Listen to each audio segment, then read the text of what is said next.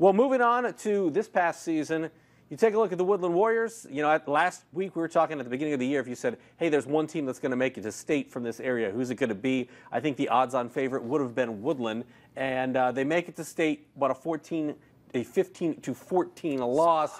We were both there on the sideline. Couldn't really believe how it unfolded there late in the fourth quarter. But what's your biggest takeaway from that state championship game where you saw Woodland fall? It was so crazy because as a writer, you're internally writing the story, and I'm sure you are working on your intro and lead on how you were going to lead. I had it all done. I had it all done. You know, mentally you have everything in place, and then the final couple minutes of the game happened, and it just created a topsy-turvy world and took what you felt was a Woodland win and trying to pick up the pieces and put together what this season meant without a state championship and how those last couple minutes played out. I mean, if you want to break it down and look at stats, 1 of 6 in the red zone for Woodland told it all. I mean, you felt like they were going to survive that despite that, but couldn't overcome getting a big stop at a big time late in the game, and then the 2-point conversion to seal it. And really for Southridge was just a tremendous one of those games where you felt everything was lining up, and then in a couple minutes, everything flips on you, 180. And the thing is, I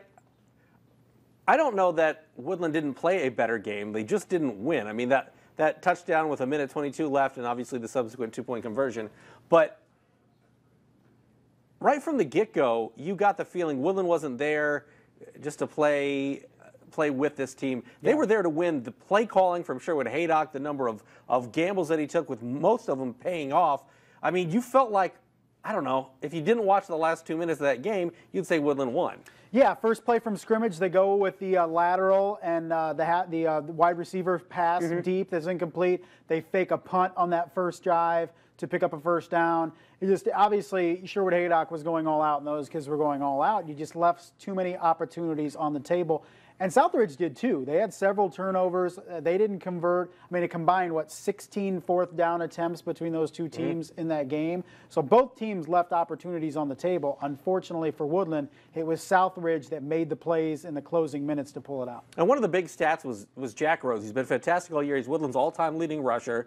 But 21 carries for 71 yards. I know talking to him after the game, he was like, you know, there weren't a lot of holes. So credit to Southridge. But Woodland has been able to win the game up front against most teams this year and run the ball effectively against most teams this year. And if they weren't getting it up the gut, they've been able to bounce it outside with some of their speed guys. They just weren't able to do that. I mean, Rhodes had a 27-yard touchdown in the first minute and 2 seconds of the game, and then to see that he picks up only 50 yards, 50-ish yards the rest of the game, that's not Woodland football. Yeah, and that was the first carry of the game for Jack Rhodes, was a 27-yard touchdown. And then after that, Southridge was really able to cut him down. Now, it's easy to look back in hindsight, but I thought Aaron Hahn, the game he had, and was such a mismatch in the secondary against those smaller corners and safeties for Southridge.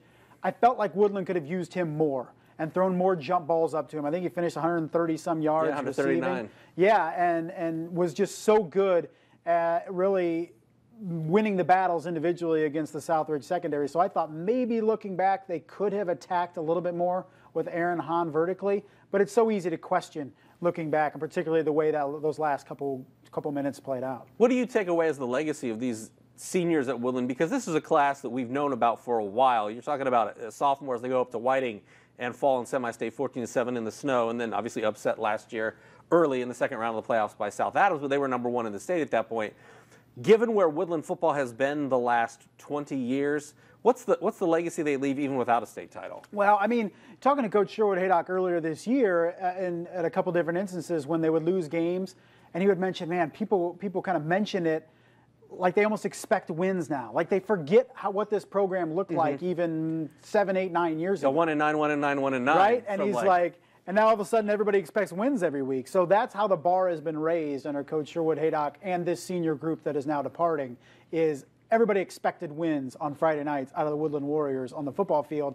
And that wasn't the case, in the years before Sherwood Haydock. And, Leland Etzer did a tremendous job there for about 200 years, and then he leaves and you kind of have that void there a little bit. So, and he got a field named after him too. Right, yeah, he did a decent job. So Sherwood Haydock, the bar has been raised now. I mean, the seniors set the mark. Now, can they continue? I feel like you're going to see a drop. This team isn't going to go undefeated in the regular season year after year after year in the near future. but they have set the bar where they're going to be consistent ACAC championship contenders and contenders to win a sectional championship every year. Are they threats to get the state championship like they were the last 3 years? Probably not, but to get there after 36 years, to return and unfortunately lose by 1 like you did in 1981 to Hamilton Southeastern, tough to swallow, but you're back. I mean, it was a tremendous job by Woodlan all season long.